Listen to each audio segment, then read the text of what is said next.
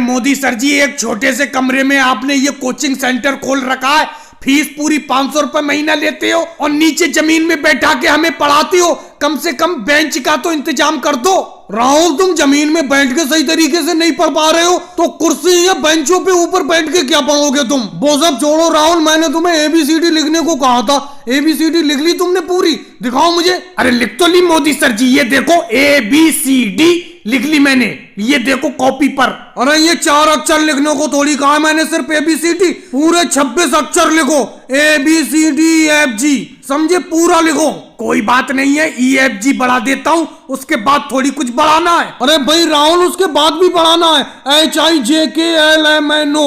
चलो मोदी जी, HIJKLMNO तक मैंने लिख लिया, इसके बाद तो कुछ नहीं लिखना है। राहुल, मैं तुम्हारी सारी चालाकी जानता हूँ, तुम्हें अभी तक पूरी ABCD याद नहीं हुई है। ऐसे ही करके हल्के हल्के पूरी ABCD मुझसे लिखवाना चाहते हो। अब मैं आगे नहीं बताऊंगा, और अगर पूरी लिखी हुई नहीं हुई तो तुम ही जानोगे। अरे आज अखिलेश पढ़ने के लिए क्यों नहीं आया है? अरे मोदी सर जी, अखिलेश पढ़ने के लिए आया है, आपके पीछे बैठा हुआ है, देखो छुपकर, देखो पीछे बैठा हुआ है। अखिलेश, तुम हमेशा पीछे ही बैठते हो छुपकर, पता ही नहीं देते, कोई चीज भी याद करके नहीं लाती हो। छोटा बड़ा याद कर लिया तुमने। लेकिन मोदी जी, मैं छोटा बड़ा लिख रहा था, एक बात समझ में नहीं आ रही है, एक छोटा आ है, एक बड़ा आ है, बीच का आ कहाँ गया? जैसे 3 भाई होते हैं, अगर एक छोटा भाई होता है, एक बड़ा भाई होता है, एक बीच वाला भाई होता है, तो ये बीच वाला आ कहां पर है? लगता है अखिलेश, अगर मैं तुम लोगों को ऐसे ही पढ़ाता रहा तो ये कोचिंग सेंटर मुझे जल्दी बंद करना पड़ेगा, तुम उल्टा मुझे पढ़ा दोगे।